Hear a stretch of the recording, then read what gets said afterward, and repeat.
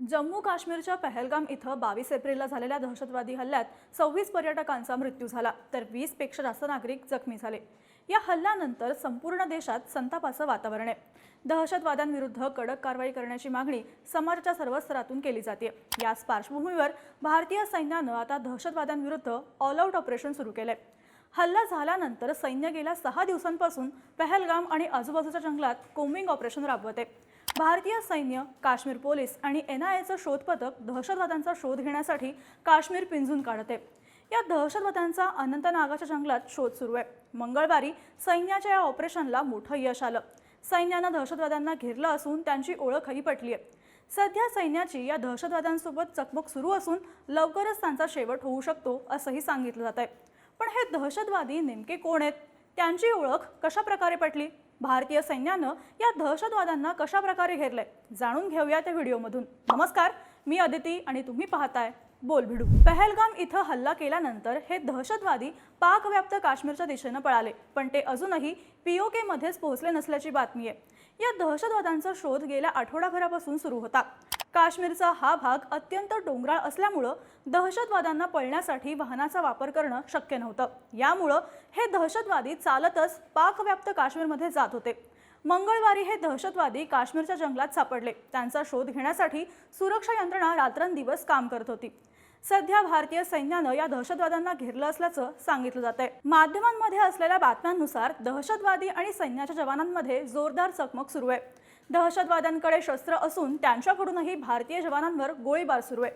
ही चकमक पहलगामपासून काही अंतरावर उत्तरेला होत असल्याचं सांगितलं जातंय। भारतीय सैन्यासह एनआयएचे अधिकारी तसंच सीआरपीएफ आणि बीएसएफच्या जवानांनी दहशतवाद्यांना घेरलं असल्याचं सांगितलं जातंय।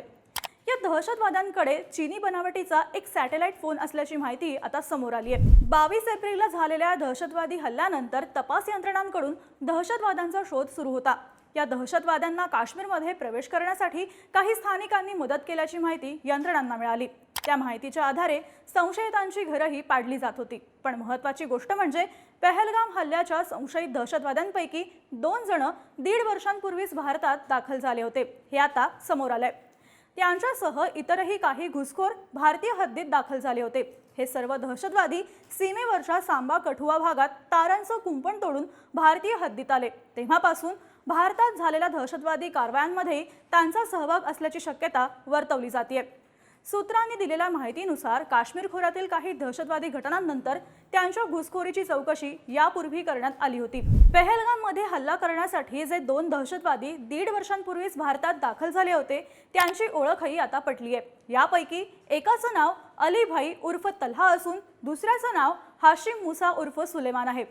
मुसा हा गेल्या वर्षी 20 ऑक्टोबर रोजी सोनमर्गमध्ये झालेल्या झेड मोरह भुयार स्फोट प्रकरणातला संशयित आरोपी आहे। पोलिसांनी या दोघांचंही स्केच जारी केलं असून त्यांच्यासोबतच एलईडीचा दहशतवादी आदिल हुसेन ठोकर याचंही स्केच जारी करण्यात आलंय। आदिल हा काश्मीरचा स्थानिक रहिवासी असून त्यानं या दोघांना भारतात दाखल होण्यास मदत केल्याची माहिती आहे। तपास यंत्रणांनी आदिलच्या घरावर कारवाई करत त्याचं घरही पाडलंय। या तिघांचीही माहिती देणाऱ्यास पोलिसांकडून 20 लाख रुपयांचा इनाम जारी करण्यात आलाय। पण महत्त्वाचा मुद्दा म्हणजे पोलिसांनी पहलगाम इथं हल्ला करणाऱ्या या दहशतवाद्यांची ओळख कशी पटवली।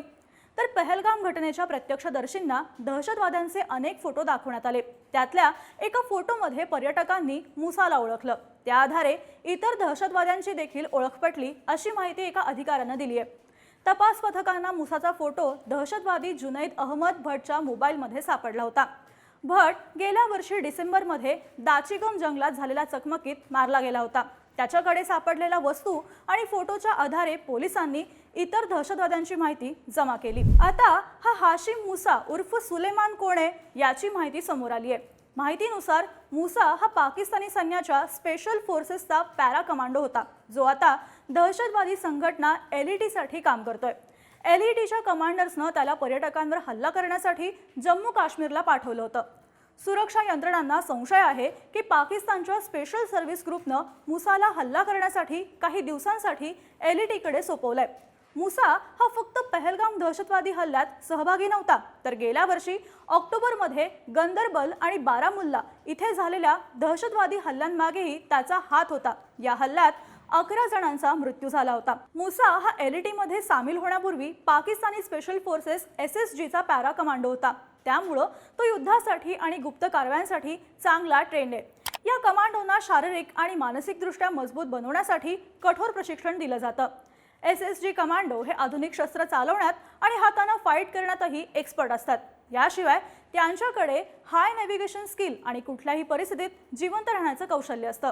आता याच मुसाचा खात्मा करणं हे भारतीय सैन्याचं पहिलं टार्गेट आहे। पहलगाम हल्ल्यानंतर भारतीय सैन्याकडून पाकिस्तानच्या सीमेवरही हालचाली वाढल्यात। माहितीनुसार भारतीय हवाई दलाला आदेश मिळताच 2 मिनिटांच्या आत कारवाईसाठी सज्ज होण्याच्या सूचना देण्यात आल्यात। भारत आणि पाकिस्तानमधल्या तणावाच्या पार्श्वभूमीवर सैन्याकडून हे पाऊल उचलण्यात आलंय। याशिवाय भारताच्या कुठल्याही कारवाईला उत्तर देण्यासाठी पाकिस्तानकडूनही नियंत्रण रेषा आणि आंतरराष्ट्रीय सीमेवर जास्तीच्या रणगाडे आणले जात आहेत। सोमवारी संरक्षण मंत्री राजनाथ सिंह यांनी पंतप्रधान नरेंद्र मोदी यांची भेट घेतली। त्यांच्या जवळपास 40 मिनिटे चर्चा झाल्याचं सांगण्यात येतंय।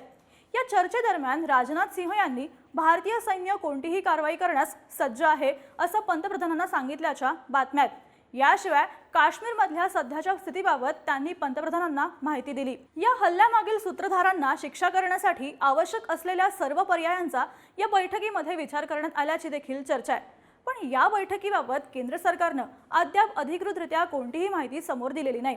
सध्या भारत आणि पाकिस्तानच्या सीमेवर प्रचंड तणावाचं वातावरण आहे।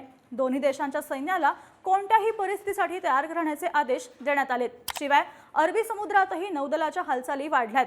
भारतीय सैन्याकडूनही काश्मीरच्या विविध भागात दहशतवाद्यांविरुद्ध मोठ्या प्रमाणात कारवाई केली जाते। त्यातच सोमवारी राजनाथ सिंह यांनी पंतप्रधान मोदींची भेट घेतली। ज्या भेटीची माहिती जाहीर करण्यात आली नाही, त्यामुळे सीमेवर नक्की काहीतरी घडणार अशी शक्यता आता वर्तवली जाते। पण सध्या तरी भारतीय जवानांनी दहशतवाद्यांना अनंतनागच्या जंगलात घेरत ऑपरेशन ऑल आउट शेवटच्या टप्प्यात आणलंय। तुम्हाला या सगळ्या घडामोडींबाबत काय वाटतं? तुमची मतं आणि प्रतिक्रिया आम्हाला कमेंट करून नक्की सांगा आणि अशाच माहितीपूर्ण व्हिडिओजसाठी बोल भिडूच्या YouTube चॅनलला नक्की सबस्क्राईब करा।